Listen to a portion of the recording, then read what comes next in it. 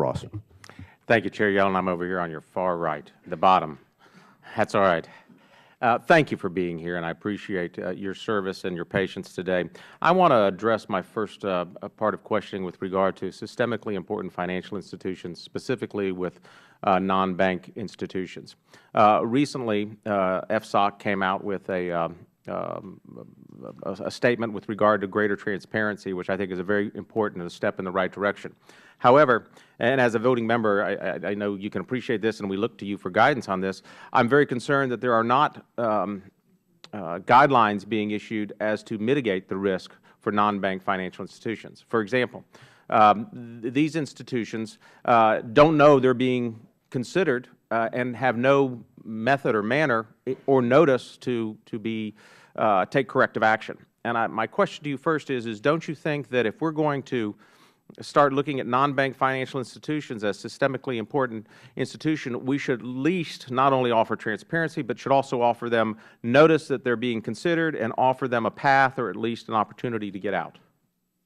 Well, I believe the new guidelines that were recently approved will give earlier notification to firms when they come under consideration so that they have an earlier opportunity to interact with staff and with the FSOC.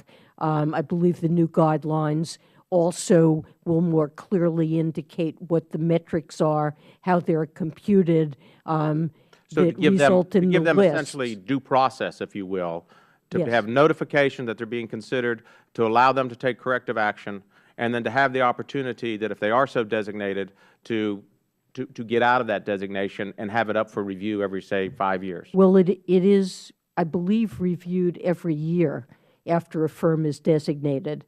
So we are reconsidering, I believe, every year. Would you agree, in addition to the regulations, that we ought to just codify that as part of the Dodd-Frank Act so that we know that these non-bank financial institutions have a clear path of transparency and procedure to avoid and maybe even get out of being considered a SIFI?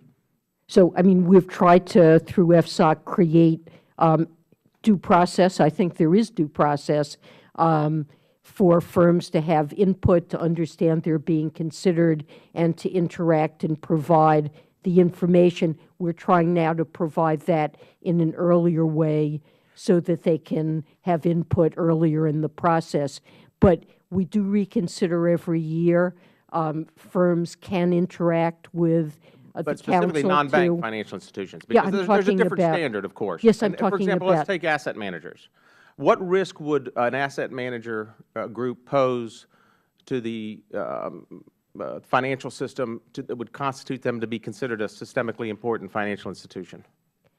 I mean, it's not their assets that they're managing; it's others. So recently, the FSOC has put out a notice and asked for comments. It's shifted its focus to the certain activities of asset management in general, not specific firms that could potentially pose risks. For example, there are a growing share of assets under management that provide liquidity to the investors and yet hold primarily illiquid assets. And the notice asks questions about whether or not there can be financial stability risks associated with that type of structure. So the focus is not on individual firms. Torrillo thinks, I think, that we need to have a Collins Amendment fixed to this. Would you agree with that? That there needs to be some clarification as to what constitutes a systemically important financial institution when it comes to asset managers. There is a definition and a set of criteria about what constitutes a systemically important organization, and the FSOC is applying that. Of course it's not clear, and that's why we should clarify it. Well, I don't think it can be just clarified in a very general, mechanical way. It involves analyzing the activities of specific firms and asking the question, if those firms were to encountered distress, what would be the repercussions? And a great deal of analysis goes into understanding those issues before designating a firm.